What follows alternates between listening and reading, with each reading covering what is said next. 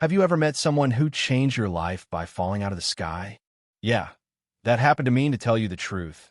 Sometimes the universe is a whole lot messier and more generous than anyone dares to hope. This is the story of a single dad, his wild-hearted daughter, and the woman who crash-landed into our lives during a winter storm, carrying nothing but a battered plane, a haunted past, and a heart locked up tighter than Fort Knox. Sometimes, it turns out, the place you crash is exactly where you were meant to land. So let me take you to Haven Ridge, a pocket-sized town cradled by the Rockies where the sky stretches wide, and the only thing louder than the wind is your own regrets. That night, the storm rolled in heavy clouds, swollen and angry, the air raw with the promise of snow. I was standing on a back porch, mug of coffee going cold in my hand, feeling the kind of ache that settles in your bones after too many lonely winters.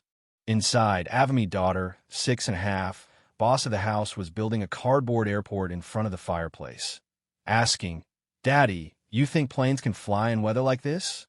I told her not smart ones, and we shared a grin, the kind that tries to fill up the empty places. Then bam, the world went black. Power out, wind howling. And just as I was lighting candles, there was a sound that didn't belong. Not thunder, not even closure metallic groan, and a sharp, sudden silence. I grabbed my boots, heart pounding, and went out into the teeth of the storm. Half a mile out, orange flicker against the snow, a plane, broken in the field, one wing sheared off, smoke rising but no fire, no movement. Until the door creaked and a woman slumped forward, blood on her brow, flight suit hanging off her like armor. "Where am I?" she managed, eyes glazed. "Somewhere safe," I promised, and brought her in, where Ava, blanket in hand, asked if she was an angel. No, I told her, but she sure fell from the sky all the same. The woman's name was Claire. When she woke, she was all edges and exhaustion, looking at my little house like she wasn't sure if it was a gift or a trap. Ava hovered, full of questions only kids ask. "Did you fall on purpose? Do you like airplanes? Are you going to stay for breakfast?"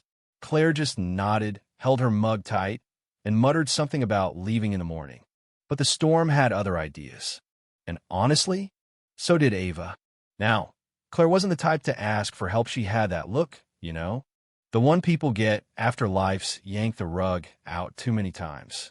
I saw it after my wife died, saw it in my own mirror.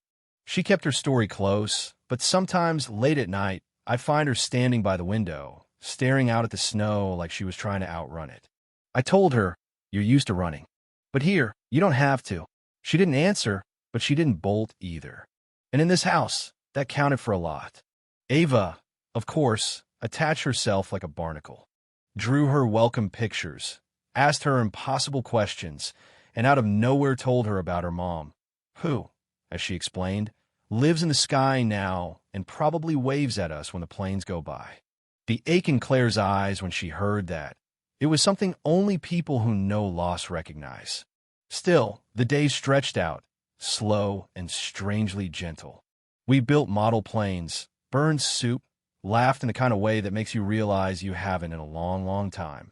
Then, just as the thaw began both outside and between us, someone from Claire's old life showed up.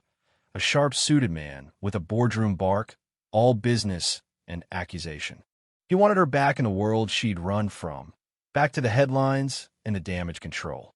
She told him, flat out, that she was done being a scapegoat, that the crash that nearly killed her was just the last straw after a career spent trading truth for survival. He left angry, and I saw the weight drop from her shoulders, but also a kind of fear, not of the world, but of what came next. That night, she told me her biggest secret about the daughter she'd given up as a scared, ambitious 23-year-old pilot, convinced that chasing the sky was better than stumbling through motherhood. The kind of confession that aches to say out loud. She asked me if people like her could ever be forgiven. I told her what I believe. Forgiveness isn't a thing you wait for. Sometimes you have to give it to yourself so you can stop flying in circles and finally land. There was no grand romance, no perfect moment, just two broken people finding ways to be less alone. Ava, wise beyond her years, sensed it first. "You can be our co-pilot if you want," she told Claire. I saw Claire's guard drop for good then, just for a second. But healing isn't a straight line. The storm cleared, and Claire fixed up her plane, ready to go search for the daughter she'd lost so many years ago. When she left, Ava pressed a keychain into her Palma little house with wings. So you don't forget where you landed. She flew out beneath a sky blue and cloudless, the promise of freedom sharper than ever. But in her flight bag, she found a note from Ava, scrawled in crayon. Come back soon so we can build more flying houses. P.S. Daddy misses you. Days passed, weeks maybe. Claire found her way back to the city, to old routines and a high-rise full of reminders. She tried to look for her daughter, braved the tangle of paperwork and closed doors, finally finding and address a small house, a family she'd only known on paper. She parked down the street, saw a young woman with auburn hair step out onto the porch. She didn't get out, didn't introduce herself, just watched. Sometimes you have to see something is real before you're ready to claim it. And then, the road brought her back to Haven Ridge. She came home not in a blaze, not with apologies, just with hope and humility. Well, I welcomed her like I'd been waiting all along. Ava ran straight into her arms. Are you staying? She asked. If there's still room in the sky house, Claire said, laughing through tears. Life didn't get perfect, but it got honest. Claire started a model flight club for local kids, found purpose in glue and laughter and the miracle of belonging. She sent her daughter a copy of a children's book Ava wrote, The Girl Who Fell from the Sky and Forgot She Was an Angel. And one day, a letter arrived. Let's meet sometime, maybe somewhere we can see the sky. The door was open, and Claire wasn't going to close it this time. We built a life out of small things. Sunday afternoons at the airfield, wildflower bouquets on the kitchen table, and a wedding held on the runway with neighbors and paper planes and sunlight pouring through the hangar. Claire never did become perfect. She just became present, and that was more than enough. So maybe the people who fall into our lives messy, battered, unplanned are exactly the ones we're meant to catch.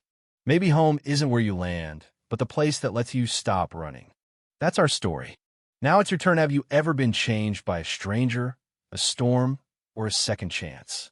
Tell us in the comments what home means to you, or what second chances you're still searching for. We read every story. And if this one touched your heart, hit subscribe, because sometimes all it takes is a little kindness, a wild hope, and a safe place to land.